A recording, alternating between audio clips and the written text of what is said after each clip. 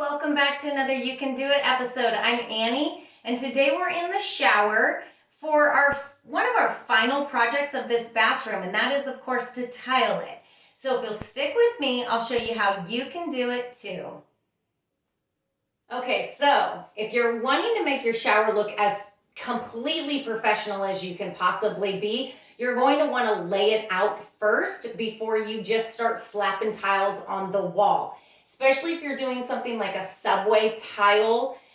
These are obviously large format, they're 12 by 24s, but if you want your seams to meet up and you want it to be level all the way up, you should probably take just a little extra time in the beginning to make sure that it's going to work out and it's going to look professionally done. So in this case, I measured the height of this actual tile, which is not 12 inches, it's 11 3/4 inches. So the smart, easy way to lay this out is, of course, I'm going to use my laser, but I made a storyboard. You might ask, what's a storyboard? May have heard of it before. It's literally a board that's telling a story. So my tile grout line is going to be 1/8 of an inch. So of course the base, I'm going to have 1/8 of an inch gap from the shower pan to my tile, and that's going to be for the caulking that goes in between the shower pan and the tile. You don't want your tile sitting directly on your shower pan as well. So I, at the bottom, already made my 1/8 inch gap accommodating for that first grout line. Then I move up 11 3/4 inches, which is that height of that actual tile I'm using.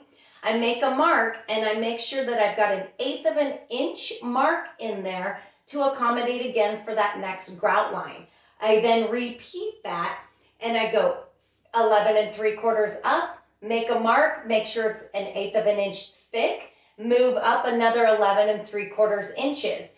The reason for that is it's going to give me a really good grid for where my tiles are going to go. It helps to keep everything level all the way across so that my sidewall seams match up, or grout seams match up with my back wall seam.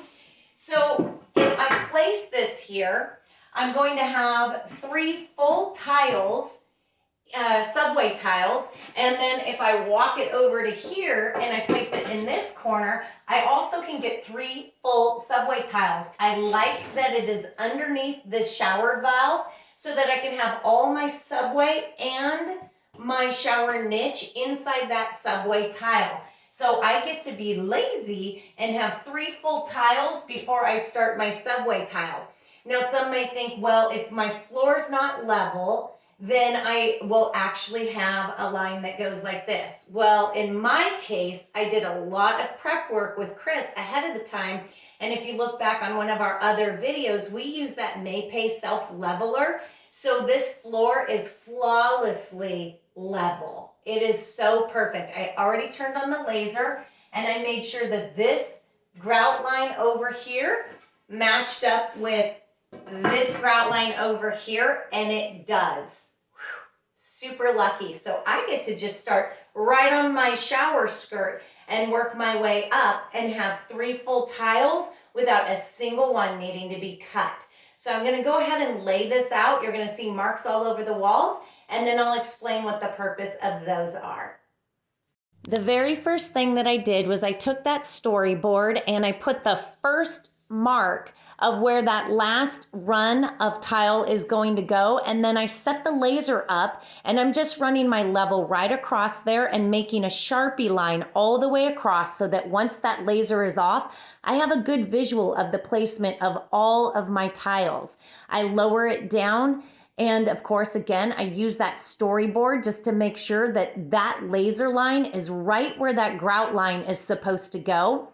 And then I, again, use my level. I'm running it across, making those marks. And you can easily see that there in the camera that once that laser's turned off, it is an excellent roadmap for where all my tiles are supposed to go. I do it one more time, of course, for that bottom layer. And then what I do next is I measure the middle of that back shower wall so that I know where center is, and then I draw a straight line down to make sure that when I set the tiles back there, I start right in the middle of that wall. And then I just do a final check just to make sure that everything is nice and plumb and perfectly spaced for my tile job. As much as I love the Mapei pre-mixed mortar, it is not suitable for a shower. So make sure you use the proper mortar for the job that you're doing. This is for large format tiles. It's suitable for the wall or the floor. It's good for my 1/4 inch trowel depth that I'm using. It's perfect for the porcelain tile, and it even goes over membranes. So make sure you've got the right stuff for the right job. And then when you're mixing it, pour the water in the bucket first, then the powder. That way you won't have mortar clumps sticking to the bottom of your bucket. And make sure that mortar for tiled walls is about the consistency of pancake batter. Okay, so whoops, I started working and I forgot to film. So I have one, what's called the skirt tile on this bottom right here, and I'll just explain just a few things of what I did.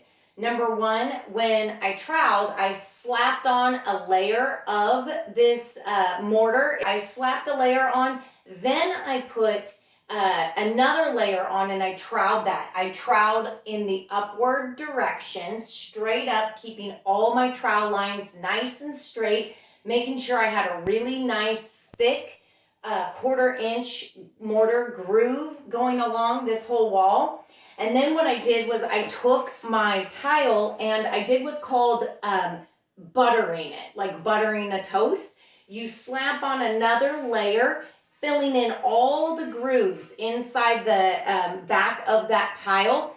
That way you can pretty much ensure that you've got at least a 95, hopefully 100% coverage of mortar from this tile to the wall. And then when you place it on there, you go in the perpendicular direction. So again, my mortar was troweled this direction.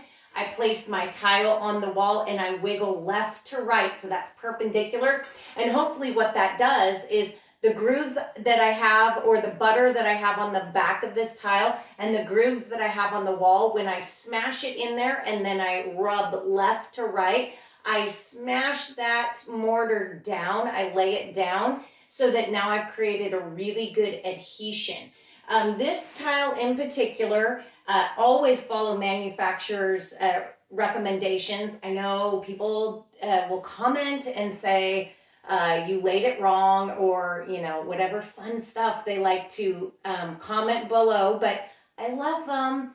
Anyway, this particular one said, do not lay, I'm going to do a running board or a running brick pattern. Don't lay more than 30% or 1/3 of the distance in. So some people like to cut it directly in half, lay half a tile this way, half a tile that way.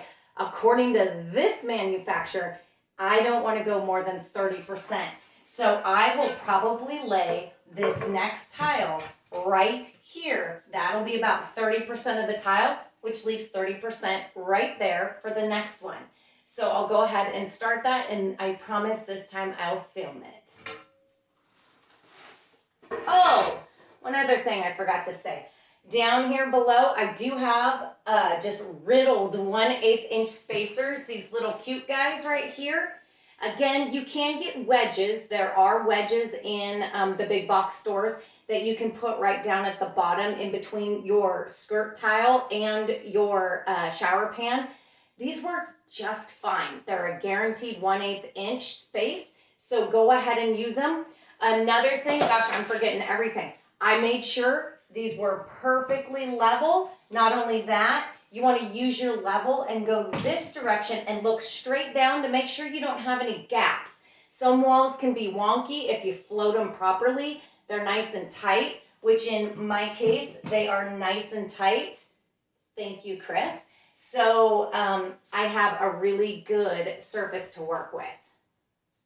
As I mentioned just a minute ago, you're going to want to go ahead and put on a thin layer of mortar. It's called burning in the mortar. And the purpose of that is to fill in any small imperfections in the wall, or if you have any little areas where screw holes are just kind of have a little gap to them, you want to fill that in before you put on that thicker layer of mortar.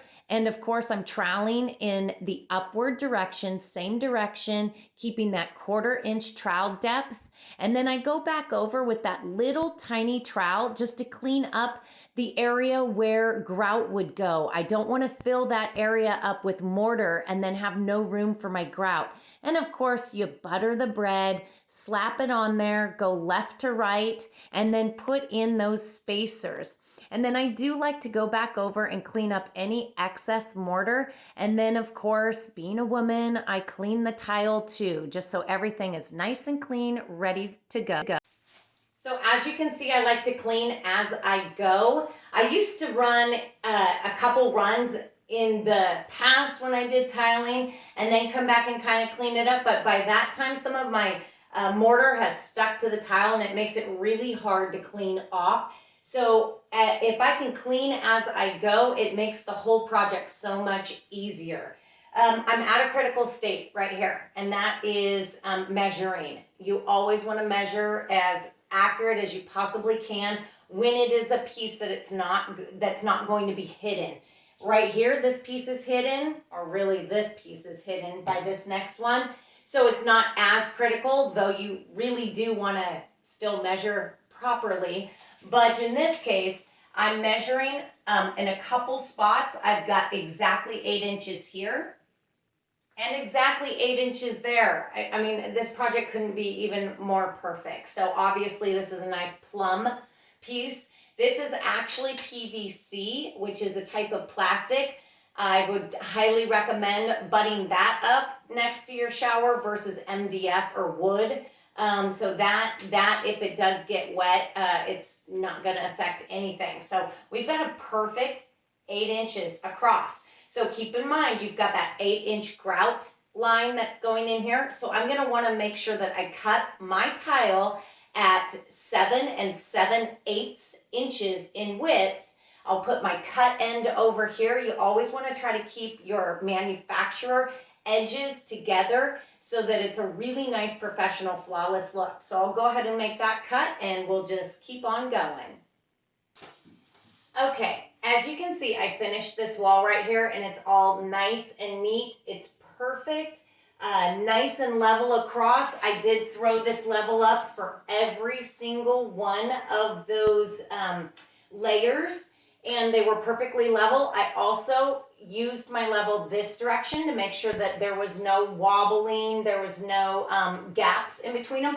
And I put my level this way to make sure that my tiles were in fact plumb and I didn't have any kicked out or any weird wonky stuff going on there. So that is a really nice 3 runs. That's where we stop and we're gonna start with those little tiny subway tiles. So I'm gonna now move to this wall. I made this big line in the middle because that was the center point of this wall. And even though I'm doing a running brick pattern, I still want to start my skirt tiles with my first tile right in the center. Do I have to do that? No, because it is going to have this nice running board pattern. I could just start flush to the wall there and just tile it across and then do my 30% on the other runs. But I like symmetry. So what I did was this tile's 23.5, even though again, like I said before, a 12 by 24 really isn't a 12 by 24. This in fact is 11 by 3/4 and 23.5 across. So I measured right in the center and I put a little dash right here at 11 and 3/4 was the center of this. So I'm going to put my first skirt tile down and I'm going to make sure that that line right there lines up with this center, and then I'll go left to right there. And then when I do my next run, I'll make sure I do the 30% or 1/3 offset for that running brick pattern. So I'll go ahead and get that started. Well, I think you're becoming a professional at this point. As you can see, again, burn in that mortar. Make sure it's filling in any imperfections as you go along. And then of course you're gonna go ahead and go back and fill in that thicker layer with the 1/4 inch trowel, same direction, up and down, so that when you put that tile on and you go left to right, you're really laying down those trowel marks and giving a really good adhesion. You're, again, like I mentioned before, going to want a 95%, hopefully 100% coverage with that tile. So that's really going to stick on that wall and pretty much last forever. And of course, butter that bread and slap that on there. And I did make sure that I measured it perfectly and centered that middle tile exactly where it needed to go. Okay, so we're at the stage now where I'm just going to do this last wall, but I wanted to point out something before I start this, and that is often the only difference between a DIYer and a professional is in the details, okay? And that's, you can tell just by looking at something, somebody did it themselves or somebody paid a professional to do it. Not always. I've seen some professional jobs that make me go, yikes, but often it's in the details. And what I mean is this wall and that wall, a professional would make them match. So the seams that you see over here should parallel over to this side of the wall. And they should also mirror when going up the wall after I finish this one mini subway. This should mirror up above. So I'm going to make sure that this side matches that side so that when you're looking at this entire shower, your eye doesn't stop at all these weird patterns going on. There's a nice flow, a nice symmetry. So we'll get this last one done and then we'll cut this and go to part 2 because this can be a really long video if I just keep going. So once this wall's done, we'll sign off and I'll start up here with the mini subways on tile job part 2. Well, at this point, you know I'm going to say burn it in, and then I'm going to say slap on that thick layer of mortar, making sure that you've got that nice 1/4 inch depth, same direction going on. Of course, don't forget to butter that bread, slap it on, give it a nice left to right wiggle, use those spacers, they are your friend, and then you can have a perfectly flawless job as well. Use that level, making sure everything's perfect. Okay, this lower portion of the shower is complete with these large format subway tile type tiles. The pattern on this side perfectly matches the pattern on this side, so that helps to keep that really professional look. Again, like I said, sometimes the difference between a DIY job and a professional job is just those small little details. So pay attention to those tiny details when you're doing your project. This is the next step, and that is the subway tile band that we're going to install right above this last run. And I hope you stick with me for that part 2 of tiling this shower.